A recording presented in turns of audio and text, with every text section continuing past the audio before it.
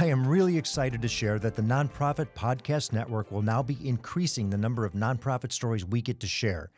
With the generous support from Cap Trust, fiduciary advice for endowments and foundations, you can find them in Sacramento, Roseville, and Folsom, Runyon Saltzman, Inc., RSE, Marketing, Advertising, and Public Relations, creating integrated communications committed to improving lives, and Western Health Advantage, a full-service healthcare plan for individuals, employer groups, and families.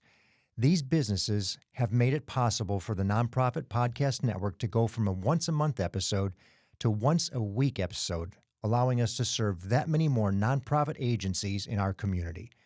Please give preference to these companies if you require their services, and if you don't, heck, write, call, or comment on their websites with a thank you. Oh, and be very sure to subscribe so you don't miss a single episode every Wednesday. Welcome to the Nonprofit Podcast Network. Our purpose and passion is to highlight a nonprofit organization in each episode, giving that organization an opportunity to tell their story in their words to better inform and educate the respective communities they serve, as well as provide one more tool for them to share their message to constituents and donors. Hi, I'm Jeff Holden, Principal of Multipoint Content Strategies and Hear Me Now Studio. We provide this forum pro bono to help build stronger communities through shared voices and to both encourage and support the growth of local nonprofit organizations through podcasting. It was a striking moment as I walked onto the grammar school campus to experience what this episode is going to be all about. I saw about 20 wheelchairs lined up on the playground, and as I entered the classroom, another 20 or so canes that you would see a vision-impaired person using. You know, the white cane with the red band toward the bottom. When I entered the classroom, it was a little eerie as I saw a table full of prosthetic arms, legs, hands, and feet. You're probably asking yourself, what kind of episode is this going to be? Well, it's going to be an awesome episode as I'm speaking with Meghan Adamski, Executive Director of A Touch of Understanding. Meghan is a Sac State graduate with her degree in speech pathology. No stranger to people with disabilities, she grew up with friends who had cerebral palsy, muscular dystrophy, and worked closely with children on the autism spectrum for over 3 years. Focused on the strengths rather than challenges of the children she worked with, she recognized this was not the norm. Through a chance circumstance, she was introduced to A Touch of Understanding, and the rest, as they say, is history. You'll clearly hear that alignment with her beliefs and the mission of the organization. This is a program that is so desperately needed on a much larger scale, I'm sure you'll agree. Meghan, welcome to the Nonprofit Podcast Network. So Meghan, welcome to the program. Thank you so much for having me. You know, yours is a really unique organization that I don't think a lot of us are familiar with. And I'm really looking forward to learning a little bit more about A Touch of Understanding, you know, how it came to be and what it is that you do with the program. So, you know, one of the intentions, Jesus, I'm screwing it up. One of the intentions with these podcasts is to help our nonprofits get recognition, raise the awareness of what it is you do, who it is you serve, and helping you to get your story told. If you would start from its inception, because I know this organization is not young, which is really surprising to me, how A Touch of Understanding came to be. Absolutely. Great. So you're right. A Touch of Understanding has been around for a while.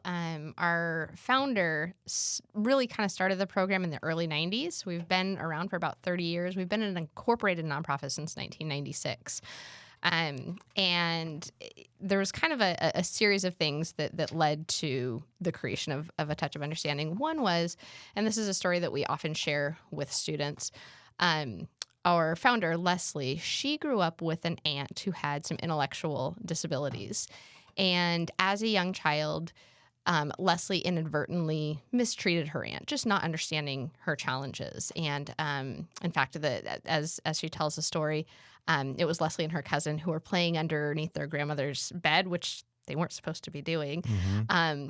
And they saw their aunt coming down the hallway, and they thought, oh, we're going to get in trouble. And so their aunt came right up next to the bed, and they reached out and tickled her ankles. And she went, stop! And she went around to the other side of the bed. Well, they did that swimmy thing underneath the bed and reached out and tickled her ankles. And this went back and forth until their aunt cried. Mm-hmm. And they didn't really know why. And eventually Leslie's mom shared that their Aunt Betty had what they called back then mental retardation. Now, of course, it's called intellectual disabilities. And then it just meant that there were some things that were harder for her aunt to do. But as soon as Leslie was able to know that about her aunt, the relationship changed entirely and became the best of friends. And so she was able to understand that even though her aunt looked like the adults and acted like the kids, they just became incredibly close. So Leslie really kind of grew up with that knowledge. And then fast forward many years, she was with her son, who was about 3 at the time. So this is probably 40, almost 50 years ago. And they were in Denver, and they went to a children's museum, and there was a disability display. It was a hands-on children's museum. Mm-hmm. There was an old wooden wheelchair with the wheels on it, and then they had a pair of wooden crutches, and of all things, a coffin. And so Leslie let her son at 3 years old, play with the wheelchair, play with the crutches. Of course, wouldn't let him touch the coffin. But for months afterwards, he kept asking, why would somebody need wheels on their chair? Am I going to need that someday? So at 3 years old, that hands-on experience just stuck with him. And then in California, she was working in the Placer County region. She was working as a teacher's assistant in a second grade classroom, and kind of saw some of the mistreatment that was happening. It was right around the time when mainstreaming students with disabilities was becoming very popular. Mm-hmm. Wonderful idea, but if you don't educate students about challenges, it kind of leads to mistreatment. And so Leslie really saw that and, kind of had this idea of something that she wanted to do to educate students about disabilities, and knew, because of the experience she had with her son in Denver, knew that she wanted it to be hands-on and interactive, because that's really what makes it stick. And that second grade teacher said, well, why don't you start it here? And that was about 91, 92. So a little over 30 years ago. And now here we are. And that was the genesis, was in a second grade class. Yes. So is that the grade level that you typically are in, or is there a spectrum of grade levels that you work in? The vast majority of the students are actually between 3rd and 6th grade. Okay. But I will say at that particular school, so when we go to a school, we work with a single grade level, and then we generally go back to that school year after year working with that grade level. And so that school that Leslie started the program in, we still work with second grade at that school 30 years later. Wow. We've been back there every year. And we do have we have worked with as young as kindergarten, and even preschool. There was actually one school that had us out to work with their kindergartners, because over the summer, one of the children in that kindergarten was going to have her leg amputated. So they really wanted the students to understand and not fear that, so that when they all came back as first graders, that everything would be fine, and Mm-hmm. they would understand their classmate. So we work with all grade levels, but the vast majority are between 3rd and 6th. And then we also work with some high schools. We have a program for adults and businesses, government agencies. But that 3rd to 6th is really kind of a sweet spot. They're able to engage with the materials. They're able to kind of understand all the concepts. And it's just a really, really great age, especially before they go on to middle school. And there's a lot of changes, a lot of things happen at that age, that they kind of have that foundation from the earlier years. Well, and it's such a formative time in their little minds and their little social circles to see and experience this. Right. How do you go about, and we'll talk about the program specifically, but how do you go about getting the program into a school? So the growth, so we started in that one second grade classroom, and it's grown from there and to the way that it continues to grow today. We're in about 10 counties, serving between 10 and 11,000 students a school year. And that growth over the last 30 years has been natural. It's been, one teacher moves schools and they want to bring us to the new school, course, or yeah. a principal or a parent hears about it. They're like, well, my niece or nephew had it at their school, and I wanted to make sure it's at my kid's school. In fact, that's how we're in the Bay Area. Some parents there, I think their sister had it at their school, and they're like, well, we live in the Bay Area. Will you come to the Bay Area? And so we serve all the schools in Mill Valley now. Same thing we're up in Calaveras County, up in Murphy's. And there was a principal there. He originally was at a school in Loomis, and then he moved from there and went to it's a school that's now closed, but it was the Warren E. Thornton Youth Center, and it was a school for incarcerated youth. He went there, had our program there, and then he moved up to Calaveras County, and he said, have I gone too far? We're like, nope. So we travel up to Calaveras County once or twice a year. That's a huge geography, though. Yes. How do you manage to work in 7 or 8 counties geographically? You're talking about 90, 100-mile radius. Yes, we travel a lot. We have our truck and our trailer, and we get up and we leave our office really early in the morning, and we drive. We drive to Calaveras County, or we drive to the Bay Area. When we go to the Bay Area, we do an overnight trip. So we stay the night and serve schools on 2 different days. But we drive a lot. We have a hard time saying no when a school calls and says, can you come to our school? We like the answer to be yes. Yeah. Because every student, every school deserves to have this program. Well, and I can certainly appreciate, the impressionability of the students, because at some point in time, if something like this isn't done, that can turn into what we see today as bullying in 7th, 8th grade, freshman, sophomore years in high school, because they Right. don't really understand. And if they did, they would take a different approach. So if we can minimize that, but how do you get to the point, or or is the opportunity there to get to the point where maybe you have affiliates in these other markets? What if your teachers move to a different state? You're not going to go to the different state. Right. Maybe they're in Arizona or they're in Nevada. Is that an option at some point? We would love for our program to be nationwide. In fact, several years ago, we were on a radio program that was aired nationally, and we had people from Wyoming and Louisiana and Pennsylvania calling us. And that was several years before COVID.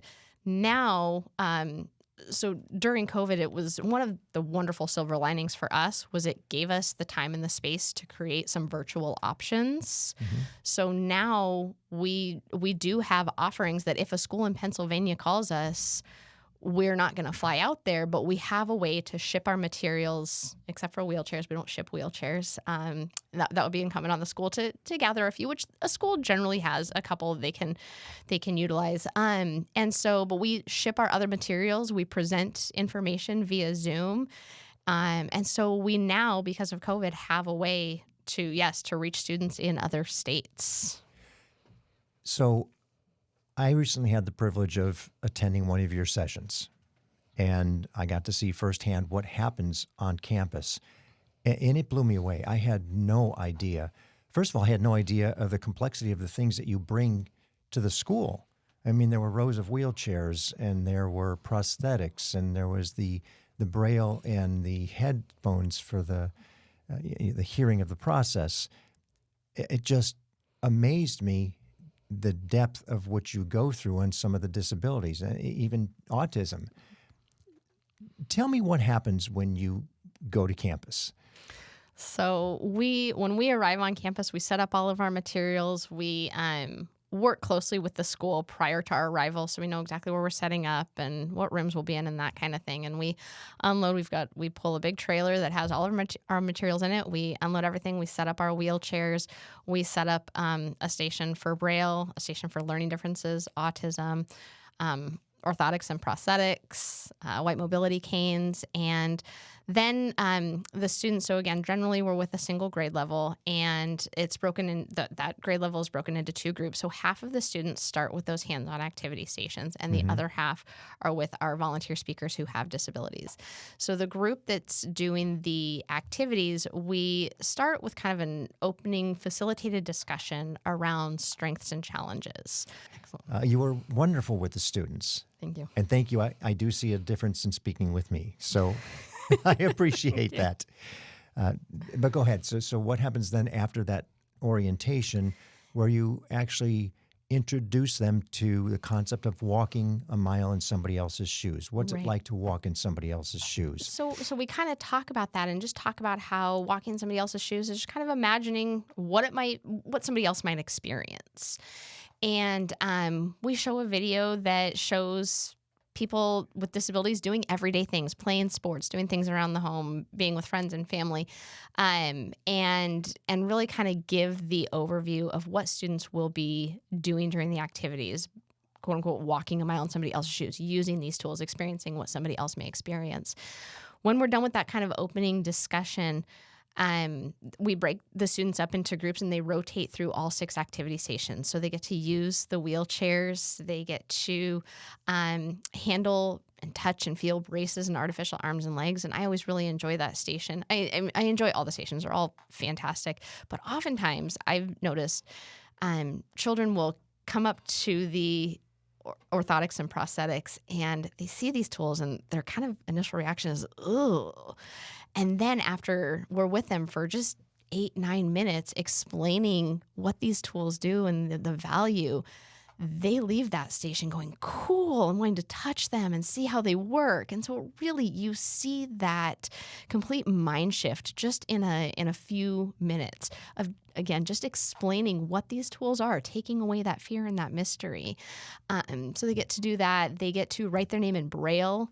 They walk with their eyes closed using a white mobility cane. They do a station to understand learning differences and then a station about autism. And they really get to, again, engage with these activities. And I think that's what makes it really stick because they're doing something. We're not just saying they're talking to them. They're participating. They're trying things out. While that's happening, the other half of the students are with our volunteer speakers. We have incredible volunteers who share their stories and how they meet their goals and objectives. And at any given school, we have about 3 to 4 volunteers, wide range of disabilities, and they really provide a safe space for students to ask open and honest questions, which may and they do, I'm sure. Yes. Oh, absolutely. Which may seem inappropriate in other settings. Yeah. But it's when they can get those questions answered that, again, they have the exposure, the understanding, the fear and the mystery is taken away, and that's replaced with acceptance, inclusion, respect, and that kind of thing. And then, so both of those parts are going on simultaneously. They last for about an hour and a half, and then the 2 parts switch. So everybody gets to do everything. I was amazed at the comments from the children and hearing them talk, not only amongst themselves, but just you would ask the questions in the classroom. Some of the answers you got were as mature and adult. It was like you wanted to applaud the student for that sort of an answer. Absolutely. Which is to me just mind-blowing at that age that they really did grasp some of it that quickly, and certainly some that didn't initially before you did the presentation or before they had experienced some of the exercises that you do. Once they did, then they had a different perspective as well. Right. And it's just incredible to give them that touch of understanding. What a perfectly appropriate name. You know, what sort of feedback do you get from the teachers themselves? What do you hear as the kids have gone through the course or the program from the teachers? So we hear back from teachers all the time how valuable the program is on their campus, how valuable it is for their students, how they watch their students change their behavior and change how they approach one another and change how they interact with one another long after we're gone. We're with these students for about 3 hours, and the impact lasts the rest of the school year and beyond. Oftentimes we'll hear from schools, that some of these additional programs that come on campus, schools have to cut. They may not have the funding. And we have heard from more than a few schools saying, ATOU never touches the cutting block. It's just a non-negotiable. It's on our campus every year. We can't afford not to have the program on our campus. And it really changes the culture and the dynamic of the campus. And we're really fortunate to get letters oftentimes from teachers. And I actually have one that I thought was really powerful from one particular teacher, a 4th grade teacher. And it said, "Dear ATOU, as a teacher, I am very protective of my instructional minutes. When I learned about your program, I was not excited. Reading, writing, arithmetic. By the end of your program, I had changed my mind. I believe my students learned many valuable lessons and gained an important new perspective. maybe these lessons were more important than the reading and writing I was planning to teach. Thank you very much. P.S. I think I learned some new things too. Wow. So, Wow. And we get letters like that about the impact, about how valuable it is all throughout the school year. How about coming from parents? Have you ever seen anything from parents? Yes. Same thing. We get comments and letters, even phone calls to our office from parents. We had this one parent call our office, and she said that her daughter had been begging her to call our office because it just meant that much to her daughter. And her daughter has dyslexia and is on the autism spectrum. And we talk about at our Invisible Differences stations, we talk about dyslexia and learning differences. We talk about autism. And we shared various stories. And her daughter came home that day as a second grader. Her daughter came home that day and said the people that we talked about and the people that she met were her heroes. And this mom is fighting back tears. And she said that, my daughter is in second grade and can barely read the word cat, but she considers herself a reader. She considers herself, to be able to have those skills, and really looked up to the people throughout that she got to meet throughout our program. And so, I tend to think about how that changes that home dynamic, how that changes how the family interacts with one another when students come home with these revelations, with this perspective, with this excitement. And this particular student who has learning differences herself, and just how empowered she felt. Mm-hmm. I did. I came home. You asked me what I thought of it. I came home. I shared it with everybody in my circle. We had an event on Thursday that evening. I shared it. We had people over on Saturday. I said, "Hey, this is a really cool program," because I got to see and get the visceral touch and sense of it.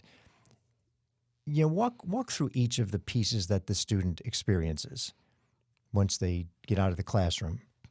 So through each of the activity stations, Yes. So students, they get to, we'll start with Braille. They get to write their name in Braille, so they learn what Braille is, that it's a tool, a code for somebody who's blind or visually impaired. Instead of reading with their eyes or with their fingertips by feeling a series of bumps or dots, we have several examples usually laid out on the table of books and restaurant menus and Starbucks cards, all with Braille on them. So you really get, that touch and feel that hands-on. Yep. And then we have a slate and a stylus, and they learn how to use the 6 indentations and punch dents to make bumps on the other side, and they write their name in Braille. And when we have a volunteer with us, I believe at the school that you were at, we did. We had 2. It was fantastic. We had 2 of our volunteers with us that day who both read Braille, and so the students got to come up and bring their card to our volunteer, and our volunteer got to read their name. And they think it's the coolest thing to have somebody read their name in Braille and see how that works. And then and your volunteers, they're not just volunteers who read Braille, they're visually impaired.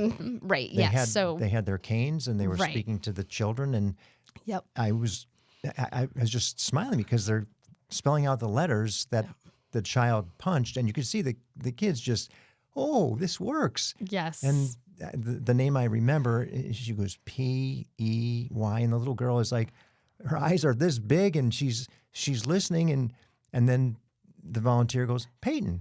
And she goes, yes, that's my name. And it works. Yes. And they saw it, and it happened like that. It was very, very neat. And to have that right in front of a child's eyes, like you're saying, and to see, somebody who's blind or visually impaired able to read and write. And it's like, oh, and again, it's just giving more emphasis to, we can all do the same things and achieve our goals, maybe just using different tools. Braille is just a tool for somebody to read and write. Yep. And then they go from there to walking with their eyes closed using a white cane. So we, when we get to the school, we set up a little route, usually along like a wall or some grass, so they can really feel different textures and differences. We explain the value of a white cane, and sometimes have volunteers who are blind or visually impaired able to also show, how they use their white cane. And then they go from there to the wheelchair station. That's always a Wheelchair parade, I remember. Yes. Yep. They go on a wheelchair parade. That's always a very popular station that the students always love that one the most. And you got the one poor kid spinning in circles because they can't figure out how to get them both going together at the same time. Right. So, and I think what's cool about the wheelchair station, not only do they love it and have a lot of fun, but they realize like, whoa, you have to be really strong to do this, and oftentimes wheelchair station is a good example. Oftentimes with disabilities, it's easy to promote pity. So, with the wheelchairs, students are going along and, they're like, this is so fun. I want one of these. And a teacher, very well-meaning, will say something like, yeah, but would it be fun if you had to do it all day? And in that moment, they've framed it in a kind of way of pity. And so our framing is, yeah, can you imagine how strong you would be? Can you see what a valuable tool this is that would allow somebody to get around and do all the things they want to do? So really seeing just the value of the tool. And yeah, it is a specific skill set. It does take practice. It does take strength. Then they go from there to the orthotics and prosthetics. We have a series of braces, orthotics, going from ankle all the way up to clamshell, ones that support the torso and the upper body. We have a scoliosis brace. We have a brace called a reciprocating gait orthotic. So we have a variety of orthotics, and we again explain them, what they do, their purpose, who might use them. And then after we're done explaining the orthotics, we talk about prosthetics. So we talk about tools that support a body part and then tools that replace a body part. And we have a small baby's hand all the way up to adult legs for somebody who is missing their leg above the knee. We have prosthetics for legs below the knee. So we, again, just have a wide variety. We have arms, and again, it's showing their value and what somebody can do using these tools. And we have posters that show animals with orthotics and prosthetics. I missed that part. Yes, and it's a really cool poster. We've got an elephant, and oh my goodness, can you imagine how strong that must be to hold up an elephant? And some kids, there's one with a dolphin from the popular movie Dolphin Tale with Winter, who had the prosthetic fin. Okay. And then we also have a poster showing various athletes using prosthetics. And again, they can do everything that we can do. They use some different tools. There's a snowboarder who she uses 2 prosthetic legs and snowboards. And I like the way that you approach that in the classroom of these prosthetics are tools. It's just an appendage like you would use a hammer or a wrench. Yep. This person needs it, and that what's inside their head is still the same. And how you phrase that, and you kept reiterating it throughout. Well, just because they happen to be in a wheelchair, you don't think that changes the way they think and talk and react with you. Does it? Do they? And I mean, the majority of students were really quick to pick up, no. Right. And that doesn't mean you need to treat them any differently, does it? No. Nope. Some were a little slower to grasp it because it's a tough concept at some point. Yeah. I think it's equally as tough for adults sometimes when you look at somebody who is severely challenged, whatever the challenge may be, to get over the hurdle of the visibility of the challenge. Right. And then to understand that what's going on up here is so different or very similar, to how we all function. Absolutely. Tell me about your volunteer pool. Yeah, so we have a group of the most incredible volunteers. Our workshop volunteers, we have probably about 50 or so, and that's volunteers with and without disabilities. So we have volunteers with disabilities who are speakers, and again, they have a wide range. We have volunteers with blindness or visually impaired, wheelchairs, motorized wheelchairs, manual wheelchairs, volunteers with autism, volunteers who use a device to communicate. So just a wide variety. We have volunteers who are born with their disability, and we have volunteers who acquired their disability later in life. So it really, and every school is kind of a different a different set of volunteers. It depends on who signs up for that day. Right. But at any given school, we have about 3 or 4. And then we also have volunteers who don't have disabilities who help out at our activity stations. So they're helping to lead and support at the activity stations. And a lot of our volunteers will say that they get just as much, if not more, out of participating in the program as the kids do.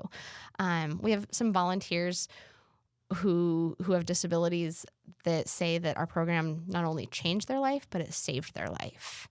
We gave them purpose. Right. They realized that there's something I can do. I can still contribute. Yes. Yeah. I mean, and that's huge. Feeling purpose and feeling a sense of community, being around other people who have disabilities, other people who use wheelchairs, other people who, whatever the case may be. It really gives them that sense of purpose and community. We have many volunteers who say that participating in our program and being a volunteer with our program helped them to really come to terms with and accept their own disability, and accept themselves. So it's something that the volunteers get just as much out of as the students do. And to be clear, you don't have to have a disability to be a volunteer as well, because you've got the whole cadre of volunteers who are not disabled or have a challenge of some sort. And they say the same things, that Right. they get just as much out of it, that it's just as important for them, that they love watching the kids have those aha moments as they're engaging with our activity stations or as they're listening to the speakers. They really see those moments when the students just get it. Yes. And how that just keeps them coming back year after year. I mean, we have volunteers who have been volunteering with us for 15, 20 years. And, I don't know the statistics with other nonprofits, but to me, that's a long time to be volunteering with one nonprofit, 15, 20 years. Board members are a little bit different situation, but volunteers is a whole lot different. Yes. So, we have volunteers who are just incredibly dedicated to the program, and that's what keeps them coming back. Tell me about funding. How is the organization funded? And do the schools pay for you to come? A little, yes. So Okay. the schools pay, they do pay a fee for us to come to their campus, but they only pay about 50% of what it truly costs us. Okay. So we're always making up that other 50% through fundraisers, individual donations, grants, business partnerships, wide variety of ways to really make up that other 50%. And we're very fortunate as a nonprofit to have a fee-for-service model. We're thankful for that guaranteed income. And also, we have work to do to make up the portion that schools can't pay. Yeah. Well, when you go to the Bay Area, that should be at least double and then some, because you have to spend the night and you have to have the gas. And yes, we certainly factor that into. And hopefully those Bay Area cost. people know that that's the significance of the program. It's well worth it. Exactly. They're willing to pay that. They're willing to pay the gas and the overtime and the hotel, because the program is that important and that valuable to them. And we've been going to Mill Valley for, I think, close to 15 years, and they pay it every year because it's that important to their school. We'll be back with more from Meghan and a touch of understanding right after this. I was in the media business for over 35 years and had the great privilege of working with Runyon Saltzman, RSE, Marketing, Advertising, and Public Relations. We collaborated on many different campaigns, but their commitment to the nonprofit sector hasn't changed since their founder, Gene Runyon, started the agency. Over many years and many campaigns, Runyon Saltzman has been committed to improving lives by tackling California's most challenging issues. Guided by research-informed strategies and insightful, creative solutions, RSE develops innovative communications campaigns that raise awareness, educate, and reduce stigma in diverse communities throughout our state and beyond. To learn more about RSE, visit rs-e.com.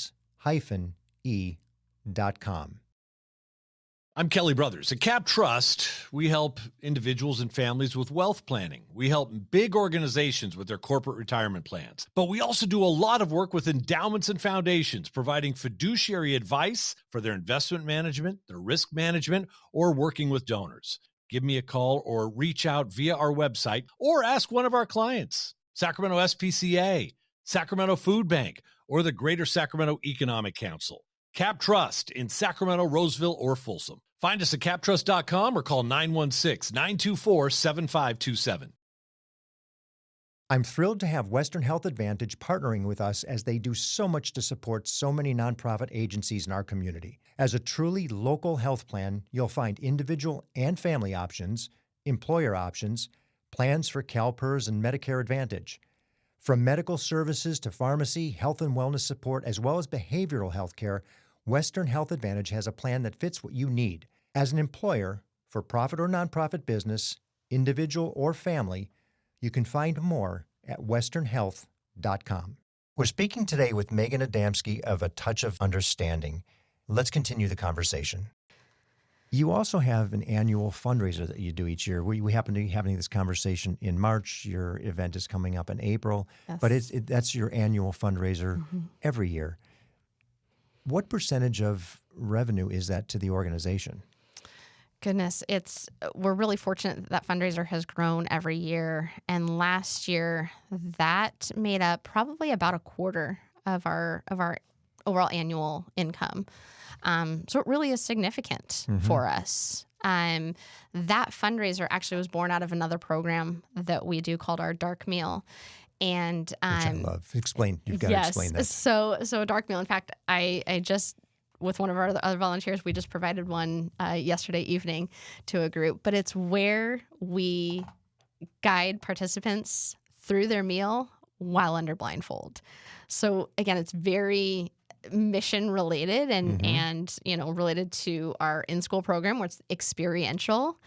And so okay, now adults and parents, the kids had a nice time. Right. You liked it. You appreciate it. Now it's your turn. Exactly. Have you experienced what it's really like? Yes, exactly.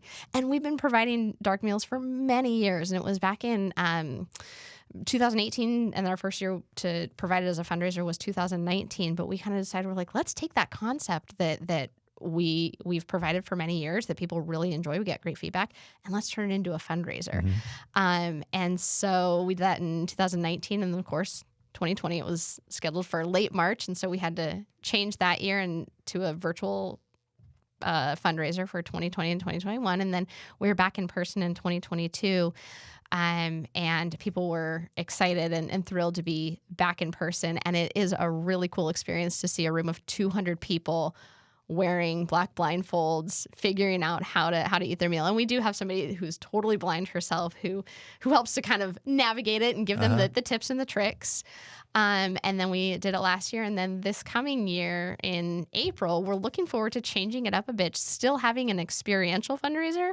But instead of doing the blindfold, because we've done it for a few years, so it's a good opportunity to change and to evolve, we are going to be focusing on invisible differences. So learning differences and autism, and doing an activity kind of around dinner where participants can understand a little bit more about learning differences. And it's going to be similar to our in-school program where there's kind of a little mirror writing activity. We'll do an auditory piece to kind of better understand autism. So it's still going to be experiential. It's still going to be a ton of fun, just switching it up and evolving and growing. There has to be a story somewhere that you can tell that is a crazy kid story. It could be heartwarming. It could be hilarious. One or the other, or both if you've got it. But is there one or a couple you could share? Oh goodness, I have many stories. I'll do a couple. One funny and one or two heartwarming. But one funny story was we were going to a school, and in fact, I believe this was the school that I mentioned earlier, where the student was going to have her leg amputated. And we were back there after the student had her leg amputated, and one of the little girls raised her hand and said, "Hannah got her leg decaffeinated." So they do. They say the funniest things, and I mean, tons of stories like that. Another at another school, one of our speakers happened to be blind, and she asked the group, she said, "Do you know anybody who is blind?" And one little girl raised her hand and she said, Susie's blind. And the teachers are kind of looking at one another. And then it finally dawned on one of the teachers. She goes, "Oh, Susie's blonde. She's not blind, she's blonde." So I'll refrain from any further comment on Yes. that one, of Yeah. course. So Oh, very that's funny. too They funny. say some, but really the majority of our stories and are so heartwarming. And it's really students who just who get it, and it's so powerful.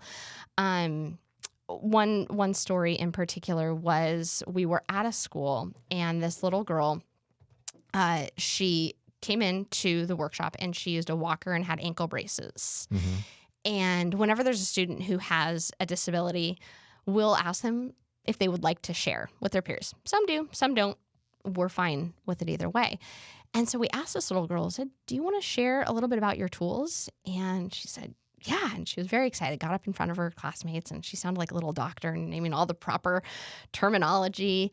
And then she sat back down, and the workshop continued on. So this is on a Friday morning. So Monday, we get a phone call at our office from one of the teachers who was fighting back tears as she's telling us this. So this teacher, Friday afternoon, is out on yard duty watching recess and noticed that this little girl who used a walker was in line to play tetherball. Now, at this particular school, anybody played tetherball. That was the big thing. But this little girl never had.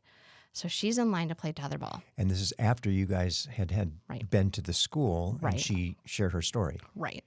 So she's in line to play tetherball, and this teacher kind of took a step back and was like, all right, I'm going to see what happens here, see how this plays out. So she's watching the line move, and this little girl's inching her walker up, and then it becomes her turn, and the little girl steps in the court, and she pushes her walker to the side and drops down to her knees. Without skipping a beat, her opponent dropped down to his knees, and together they played tetherball. Oh, that's And that's not, you can't teach a student, okay, when you're in this situation, you do this. yeah. That's just not possible. Instead, it's the students who are internalizing it and who just recognize, oh, she can play tetherball too. Cool. We maybe do it a little different way, and that's okay. Just we like can me, still play.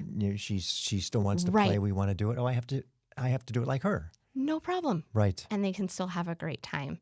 We're also very fortunate that we get letters. We get thousands of letters from students every year, and we love getting their letters. And there's actually another one that I would like to share really quick from a student Absolutely. who said, "Dear ATOU, thank you very much for coming to my school and speaking to all of us. I loved and learned from all of the activities I got to participate in. Every person that spoke up on stage inspired me in one way or another. I learned a lot about disabilities and some people who have them."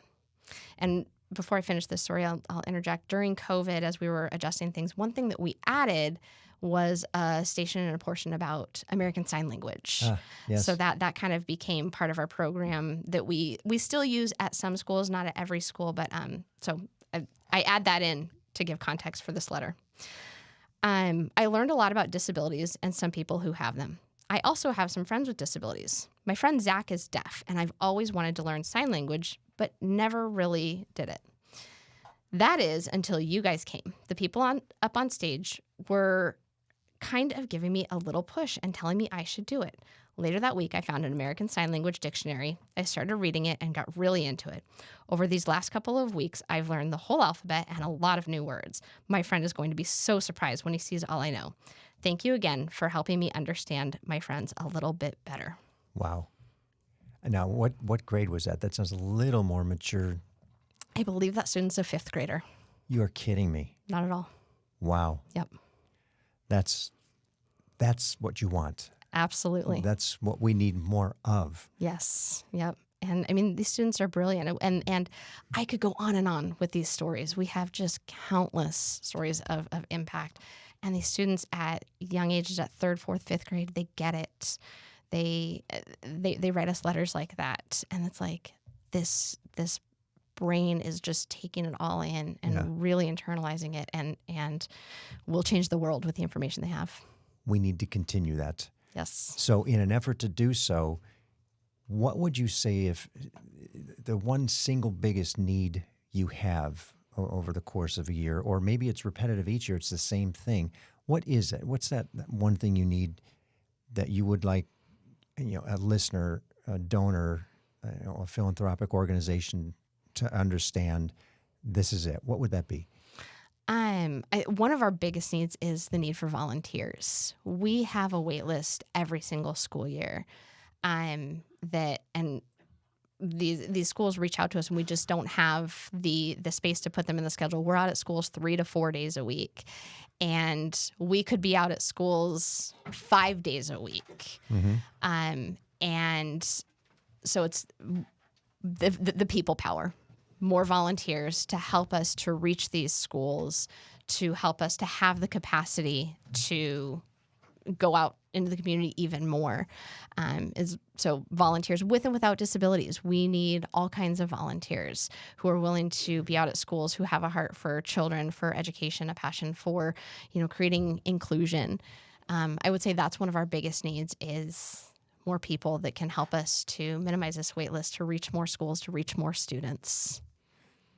That amazes me that you're not saying it's not money, it's not tools, it's not a new van, it's people, it's just volunteers to help you get the story into the schools more often, more frequently. And don't get me wrong, donations, absolutely. Every nonprofit needs money. Sure. Again, to reach more students, eventually we would love to have a second team. We have a staff, and a staff who goes out along with volunteers, goes out to these schools, and eventually we'd love to have a second team of people, a combination of staff and volunteers going out, and that would require another vehicle and trailer, and we have some additional materials, but to get there, we need the people, so, and that also comes with money too, and being able to hire. So they go hand in hand. Yeah. But really, if we could increase our volunteers, I think that we could do even more. Let one force the other. Exactly. Let the volunteers force the need for the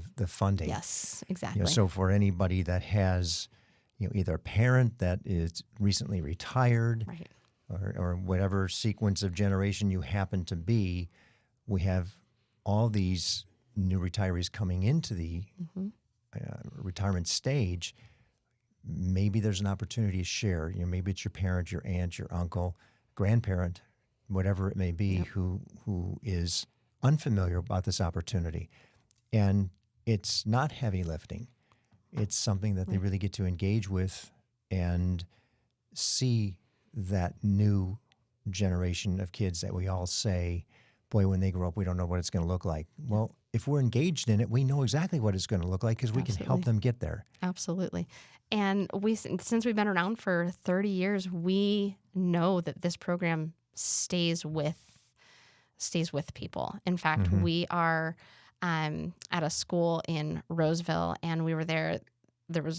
It was the principal at the time who brought us to that school, and he brought us there because he remembered going through the program as a 5th grader.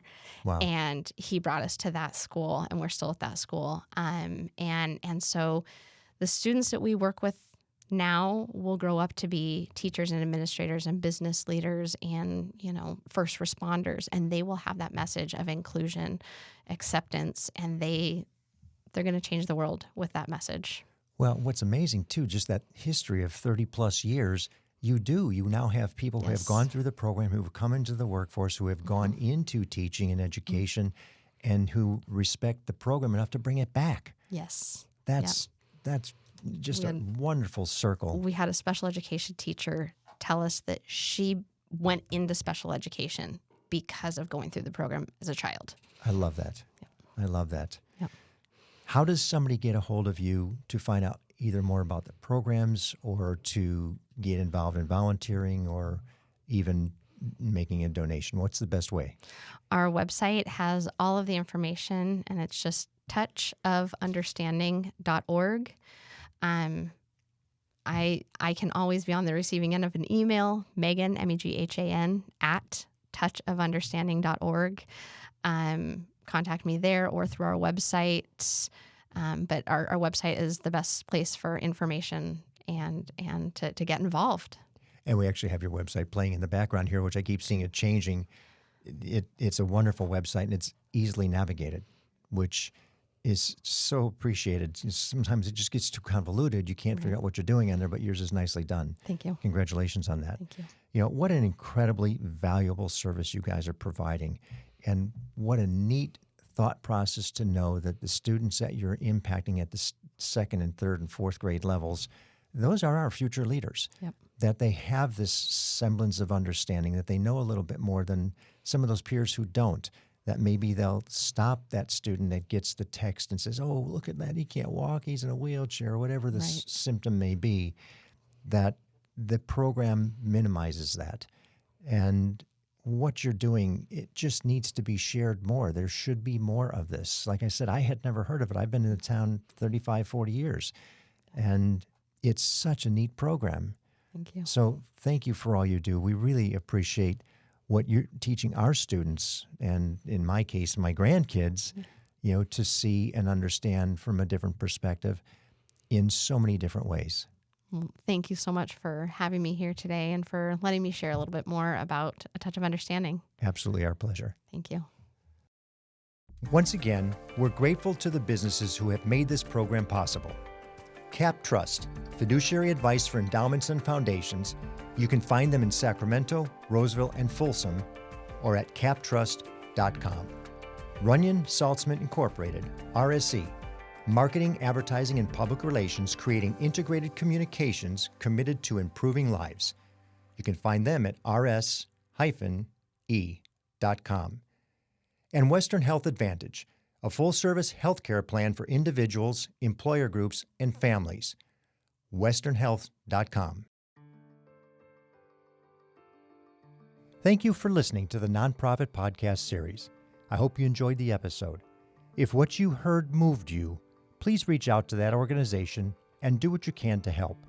If you like and appreciate what we're doing to support local nonprofits, please give us a positive review, subscribe, and share. If you're a nonprofit with an interest in participating in an episode, you can reach us at info@multipointstrategies.com. The Nonprofit Podcast Network is a production of Multipoint Content Strategies and is recorded and edited by Hear Me Now Studio.